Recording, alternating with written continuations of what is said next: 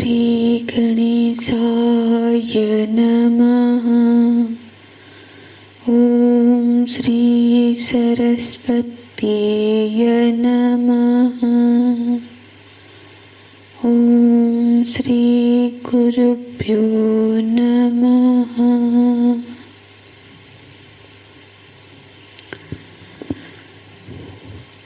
ध्यायतो विषयान् पुंसः संगस्तेषुपजायते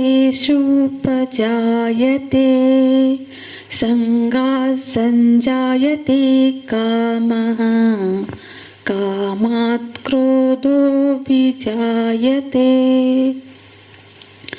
क्रोधात् भवति सम्मोहः सम्मोहात् श्रुतिविभ्रमः श्रुतिभ्रंशात् बुद्धिनाशः बुद्धिनाशात् प्रणश्यति बुद्धिनाशात् प्रणश्यति।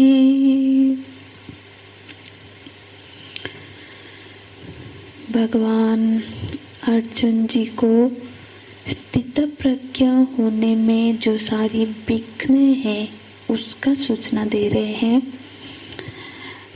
विषय का चिंतन से आसक्ति उत्पन्न होती है और जिससे आसक्ति हो तद विषयक काम का उदय होता है, कामना का उदय होता है।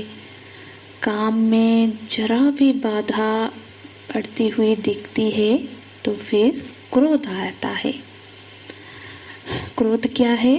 जब सुख का जो झरना हमारे मन में बहता है उसमें यदि कोई बाधा डाल दे, यदि किसी तरह का रुकावट, जो भी चीज़ रुकावट बने, जो रुकावट बनती है वही क्रोध है।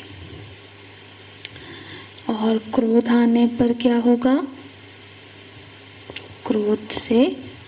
क्रोध आने पर कुछ नहीं सूझता है, सम्मोह की स्थिति बन जाती है, बुद्धि उलट जाती है ना। तो भगवान बोलते क्रोधात् भवति सम्मोहः सम्मोहात् श्रुति विभ्रमः। और सम्मोह का जो अगला रूप है वो श्रुति विभ्रम का है। श्रुति विभ्रम का जो स्थिति है ये अब अत्यंत जघन्य स्थिति बन जाती है एक साधक के लिए। भगवान भाष्यकार श्रुति विभ्रम का अर्थ करते हैं कि शास्त्राचार्योपदेशा हित संस्कार जनितायाः श्रुतेः स्यात्।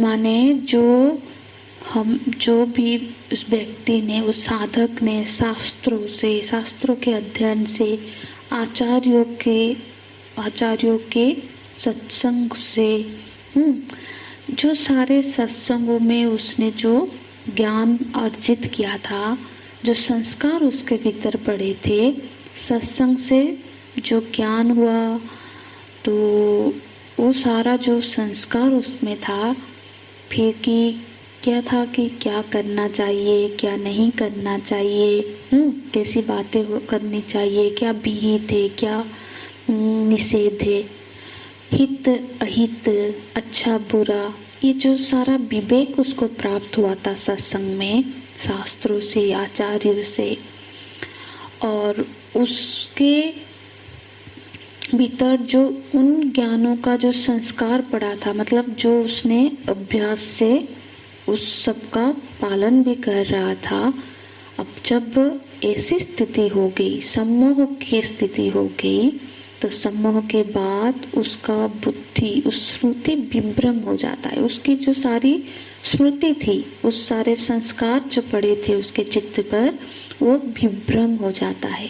हाँ, तो ये विभ्रम हो गया, माने उसको अब ऐसी स्थिति में पहुंच गया कि अब सही गलत की कोई श्रुति उसको नहीं, उसके अंदर नहीं प्रकट हो रही है।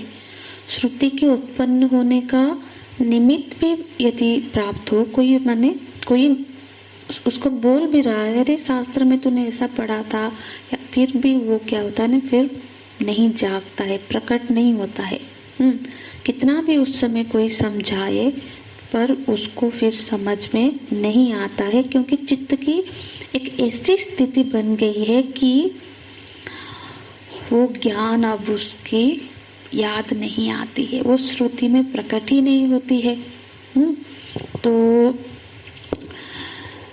ऐसी जब स्थिति हो जाती है, ये एक घातक स्थिति बन जाती है, क्योंकि अब जब विवेक ही नहीं रहा, अच्छे और बुरे का समझ ही नहीं रहा, नहीं जाग रहा है समझ, तो फिर क्या हुआ, श्रुति भ्रंशात् बुद्धिनाशः, फिर उसकी बुद्धि नाश हो जाती है। माने कार्य क्या है, कार्य कार्य, कर्तव्य कर्तव्य की जो विवेक उसके अंतःकरण में थी, जो योग, उसको वो अयोग्यता की स्थिति बन जाती है। अब वो क्या करना चाहिए क्या नहीं करना चाहिए इसका निर्णय लेने में असमर्थ हो जाता है। जब बुद्धि की ऐसी स्थिति बन जाती है तो फिर तो मनुष्य पशुवत ही व्यवहार करने लग जाता है। क्योंकि मनुष्यता का तो पहचान ही है कि उसके अंदर सही गलत का विवेक हो, अच्छे बुरे का निर्णय कर सके। जब विवेक ही ना हो, जब वो निर्णय करने में समर्थ ना हो, तो फिर किस बात की मनुष्यता, पशु जैसी ही आचरण करने लग जाता है। तो बुद्धि नाशः, तो श्रुति भ्रंशात् बुद्धिनाशः। अब क्या स्थिति हो गई, जब अच्छे बुरे का विवेक नहीं रहा तो बुद्धि नाश हो गई। बुद्धि नाश, बुद्धि नष्ट हो जाती है। मतलब क्या है, बुद्धि रूप जो उपाधि है, जैसे देह रूप उपाधि के नाश से क्या होता है, लोगों में मृत्यु मानी जाती है, शरीर की मृत्यु हो जाती है। वैसे ही बुद्धि रूप जो उपाधि की नाश से साधक मतलब क्या होता है, साधक का बुद्धि का नाश हो जाता है, बुद्धि मर जाती है। मतलब साधक एक्चुअली, एक साधक कब मरता है, क्या जिस दिन उसका शरीर मरता है उस दिन साधक मरता है? शरीर तो मर जाएगा, फिर यदि साधक वृत्ति उसके अंदर बुद्धि में है तो फिर जो भी नया शरीर प्राप्त होगा वो भी वहीं से साधना शुरू करेगा। साधक शरीर के मृत्यु से साधक की मृत्यु नहीं होती है, बुद्धि के मृत्यु से साधक की मृत्यु हो जाती है। जिस दिन उसकी बुद्धि मर गई, बुद्धि नाश हो गया, उस दिन साधक मर गया। क्योंकि उसकी यदि साधक बुद्धि बनी होगी तो फिर तो ईश्वर कृपा से वो फिर आगे बढ़ेगा, आगे जो भी जन्म पाएगा उसमें भी वो भगवत स्मरण के हिसाब से अपना साधना जारी रखेगा। लेकिन यदि उसकी बुद्धि मर गई तो फिर क्या होगा, उसी कामना, उन वासनाओं के आधार पर ही जन्म प्राप्त करेगा और उन्हीं में ही भटकता रहेगा। तो साधक की मृत्यु जब ऐसी स्थिति बन जाती है बुद्धि नाश की, तब हो जाती है। बुद्धि, और ये बुद्धि नाश करने वाला कौन है, यही काम क्रोध जो है, यही बुद्धि का नाश करने वाला है।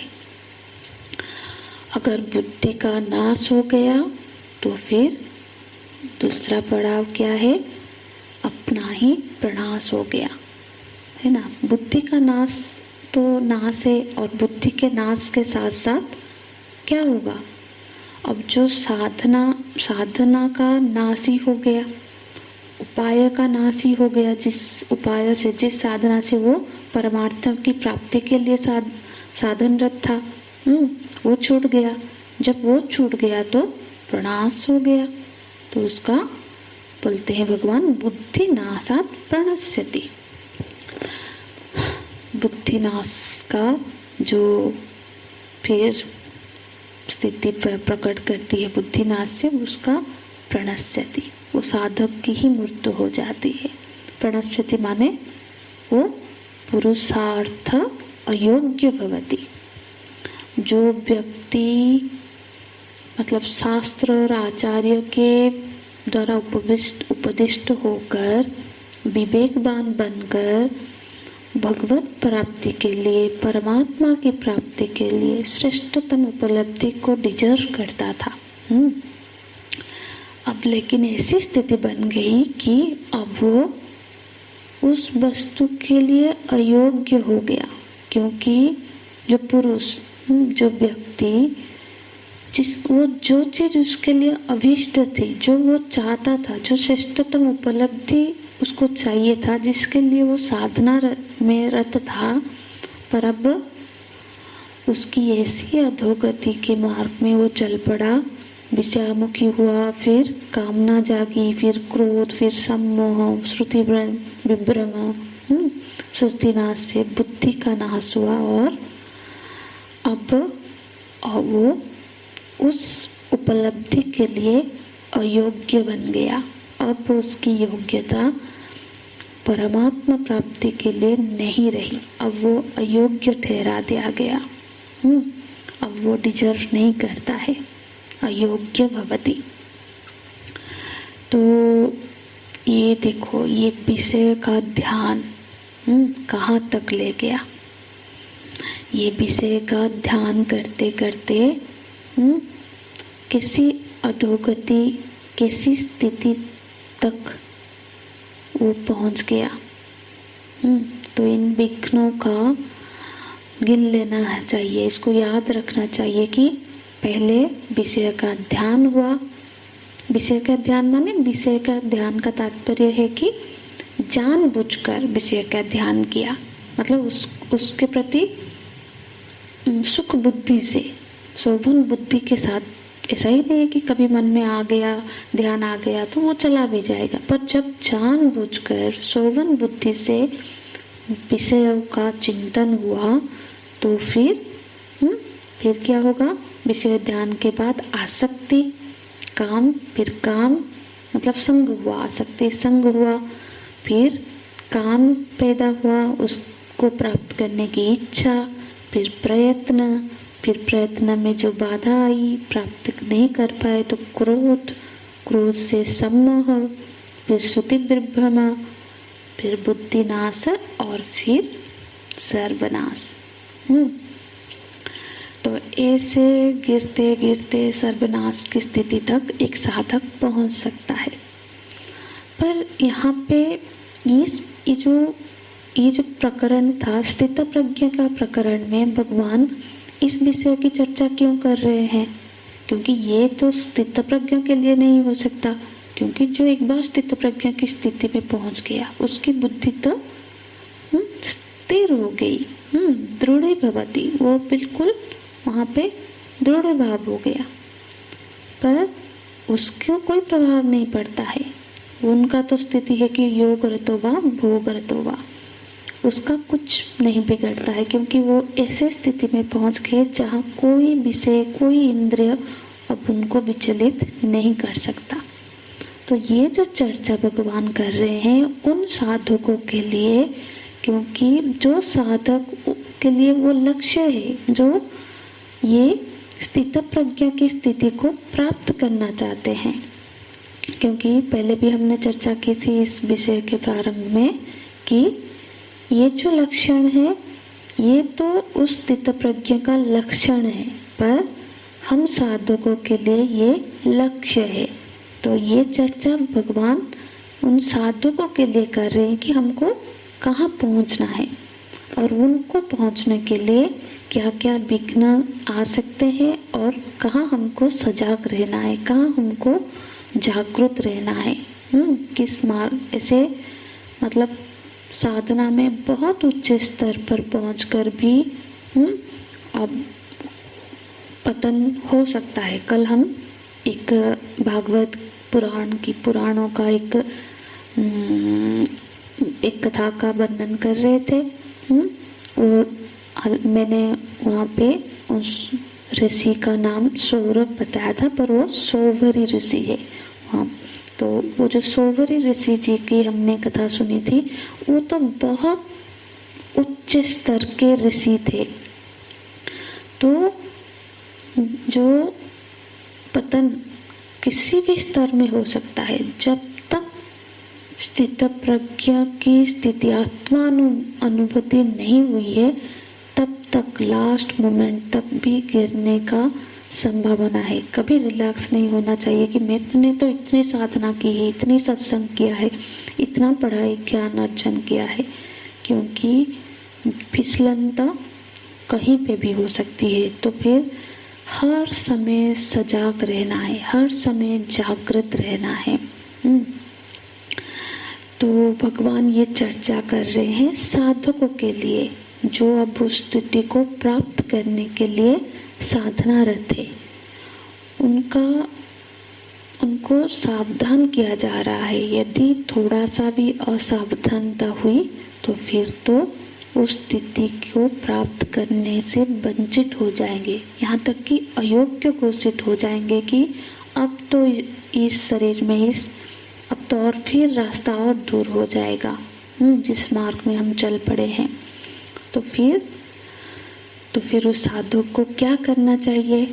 तो अब आगे के 2 श्लोकों में भगवान साधक के लिए ये सावधानी बताते हैं कि इन 2 श्लोकों में फिर संयम की प्रक्रिया का वर्णन करते हैं कि संयम कैसे होना चाहिए और इससे फिर उत्थान कैसे होता है। तो फिर 2 श्लोकों में भगवान उत्थान की प्रक्रिया का निरूपण करते हैं, जो कि हम सोमवार की कक्षा में श्रवण करेंगे। हरि ओम तत्सत। ओम पूर्णमदः पूर्णमिदं पूर्णात् पूर्णमुदच्यते पूर्णस्य पूर्णमादाय पूर्णमेवावशिष्यते। ओम शांति शांति शांतिः। हरि ओम। श्री गुरुभ्यो नमः। हरि ओम।